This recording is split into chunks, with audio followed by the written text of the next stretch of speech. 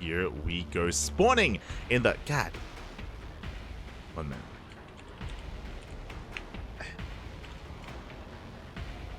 There we go. Spawning in the top right-hand corner of altitude, we have the Vietnamese Zerg player representing Team Gosu. It's the last king of the sea. It is MeomaikA. And spawning in the bottom left-hand corner, we have his opponent. We have the Chinese Protoss player representing CranKy Z Gaming. It is Jieshi.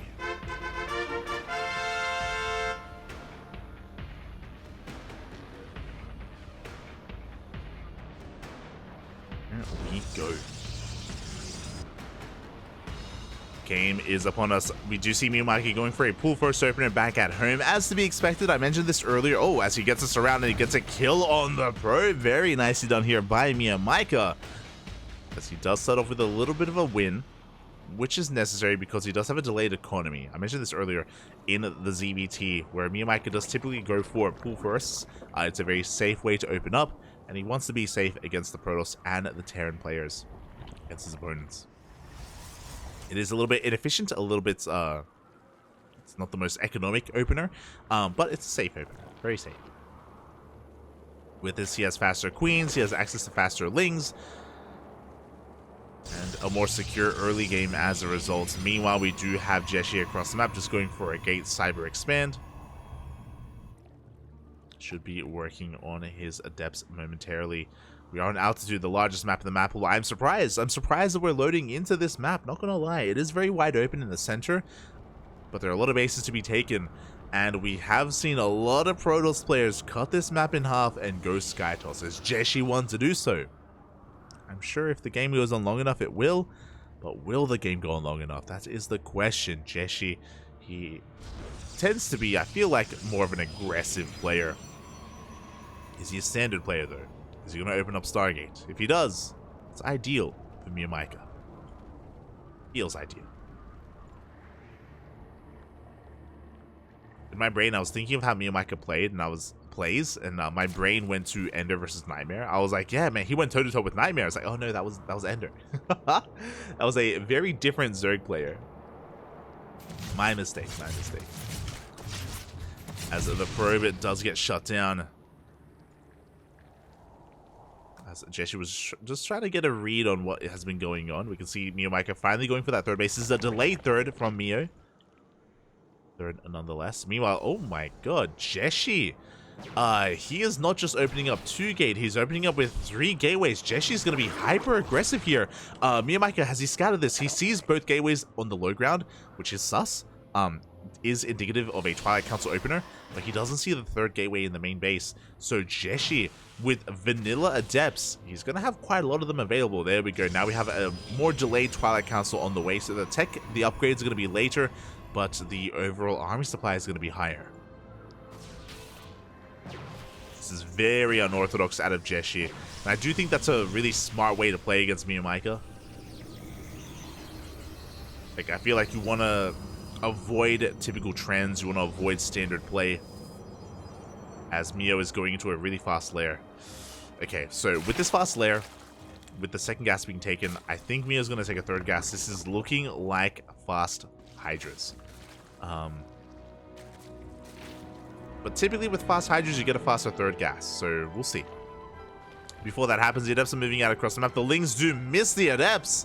Ay, ay, ay. This is going to get really awkward. I think this is going to be better for Jieshi. The Lings are going to maybe get a kill on this Stalker, but there is a wall behind this with this Warp in. The Adepts do rock up. They shade into the main base. There's nothing here to defend. Oh, the drones are under threat. 1 drone already goes down. The 2nd drone as well. The Lings, they have to turn back around. The lair is finished, but we can't actually make use of it. A lot of drones are falling. 4 drones already. We have 1 Adept still in the main base as well. Now, eventually, we're going to be able to clean this up. But behind this, Jieshi going straight into charge, not glaives. Very interesting. Meanwhile, there's that hydrogen that we were talking about. Unfortunately, because of so much lost mining time, MeomaikA doesn't really have the best economy to actually produce hydras. So I appreciate that he was trying to rush into Hydras like this, but all these adepts, they did just wreak havoc. Mio, he has a lot of droning to do. He's behind economically.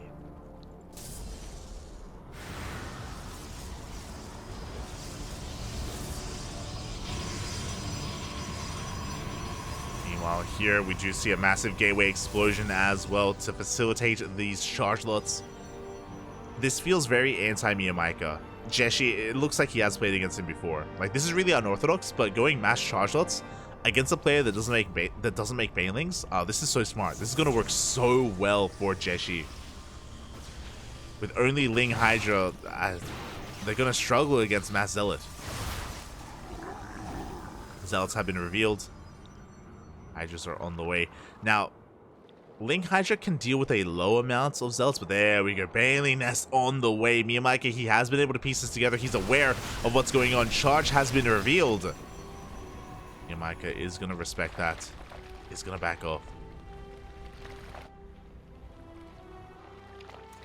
But the Baneling Nest is late, because the Scout was late, and the push is here. Can MeomaikA defend without those Banelings? We do get a good surround on the initial wave of Zealots. The Zealots are going to be going down, but they trade well against the Lings. That's the problem. MeomaikA loses the majority of his army. Oh. And Jieshi is pushing forward. These Hydras are adding a lot of DPS to this force. They're putting in a lot of work, but we're running out of Lings. GG gets called, and Jieshi takes game number 1. GG. Oh boy, again, such a weird style out of Jieshi. None of what he did was standard, and I think that is how you are supposed to play against MeomaikA. That's how you can just, you know, you see MeomaikA coming up against you, and you know what? You take a moment, put on your makeup, put on your red rubber nose, get on your clown shoes, and you oh my god, you get down and dirty with Mio, and yeah, again, that charge push or that charge timing hit so well because, one, it was unscattered, but two, MeomaikA didn't have any roaches. It isn't just banelings to deal with that kind of aggression. Roaches do so as well, like Roach Ling Ravager or Ling Bane Roach or just Ling Bane Hydra. Like, you know, your standard Zerg player would have a Roach Warren done by that point, and we'll have access to roaches and we'll have an easier time cleaning that up. But MeomaikA skips the Roach Warren, typically. You know, it's not something that he makes. There's a big vulnerability there, and Jieshi is taking advantage of it. Or he did. And now, here we go. We're diving into game number 2, and spawning in the top right-hand corner of Royal Blood, we have the Vietnamese Zerg player representing Team Gosu. It is the last King of the Sea. It is MeomaikA.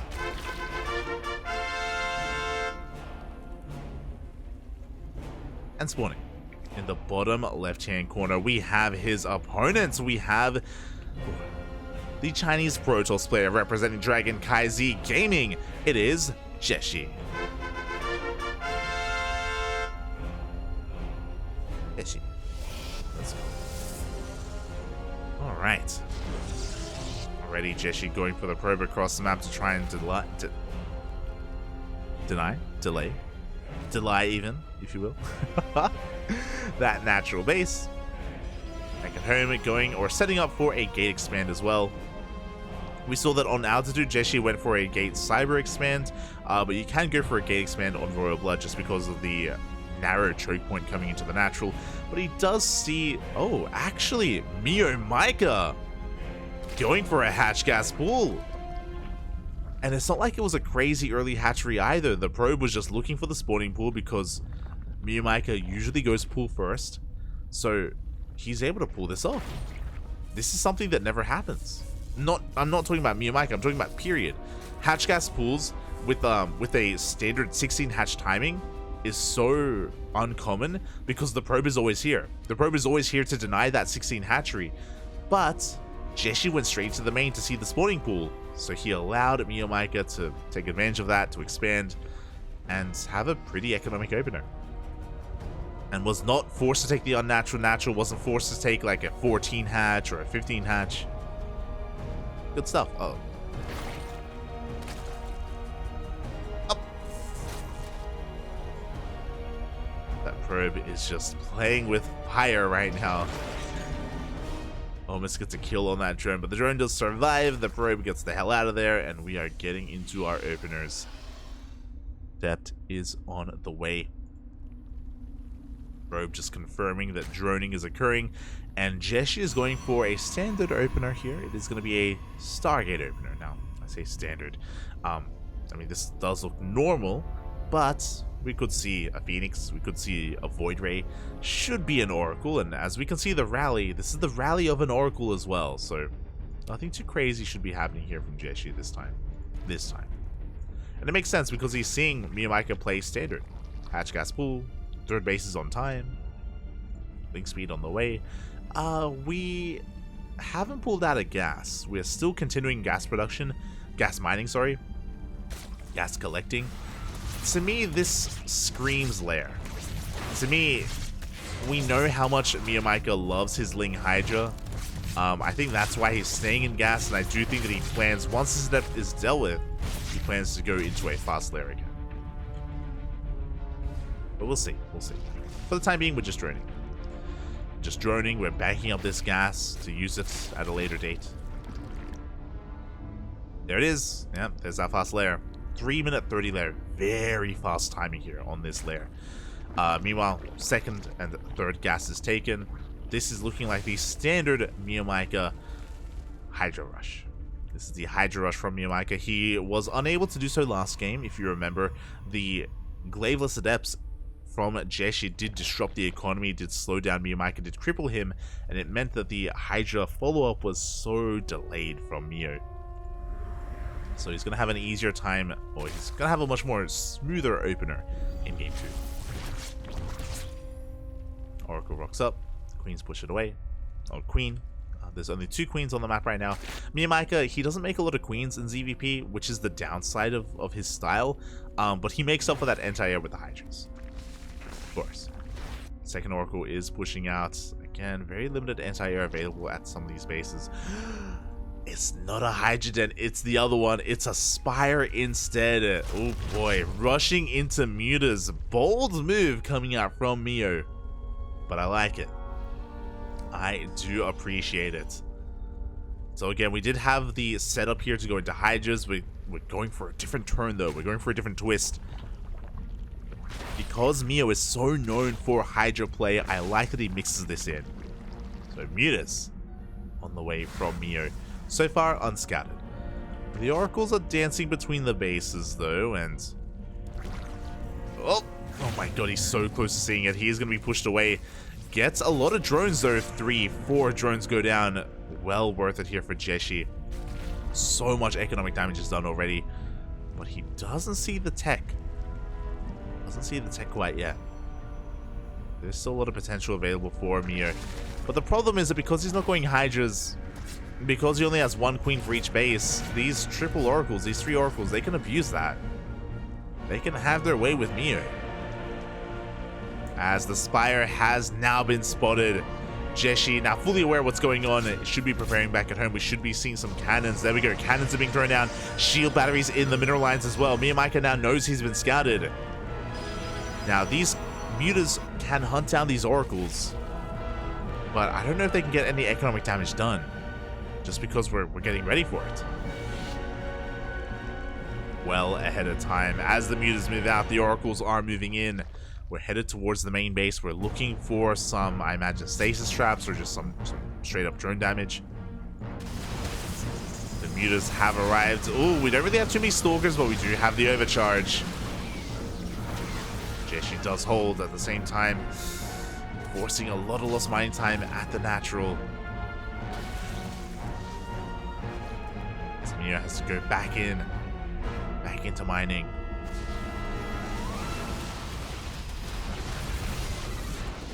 He's going to be able to pick off 1 Stalker. He does come across the Oracles as well, but does back off. At least Meo has map control. That's something that he does have, but he's down in workers because of all that economic damage done. Looking at the Unicell stab, yeah, he lost 8 drones earlier. He hasn't been droning, period. Just amassing a Ling Muta army. Does get a kill on one of those Oracles. Still 1 more Oracle left. Now Mio, he does want to fight here out of range of the shield batteries. This is probably going to be a good fight for him as he takes down a couple of these stalkers, but the blinks are so good.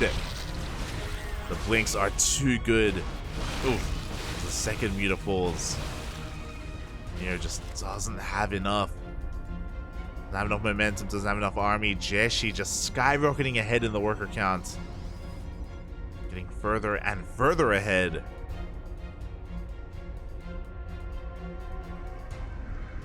And, is this 7 gates? This is 8 gates. Soon to be 9. So Jeshi's going for an all-in. He's going for a 3-base all-in. It's going to be 9 gateways, mass Blink Stalker, or mass gateway army. Stage Trap goes off. The Lings are caught in as there are only mutas remaining. They're fighting against the Stalker, something you never want to see. The Stalker count is just too high. Mutas are falling left and right. The Lings are trying to get involved. They're doing a good job at just buffering for these mutas, but... oh my god, Jieshi wasn't setting up for a gateway, throws down a base in the face of MeomaikA. GG gets called, and Jieshi takes the series 2-0. Oh, GG. Hey, there was some fire behind that Nexus. Oh my god. I'm curious. Hold on. Is there some history here? I'm looking at the match history, the head-to-head between these two players. GG. Congratulations, of course, to Jieshi as he does take the series 2-0, advances on to a qualifying match. Over MeomaikA. GG. I'm quickly checking on Wikipedia. What happened the last time they faced? Actually. What? Okay. So they faced off in ESL Masters Summer Asia, where Jieshi 2-0'd MeomaikA. Yeah, Jieshi actually has never lost to MeomaikA. He's dropped maps, but never series. But I imagine they probably face off on the ladder. I imagine. Oh my god, so Jieshi just flexing on his opponents a little bit there. Does advance on to the qualifying match, where we have a PvP. It all ends here.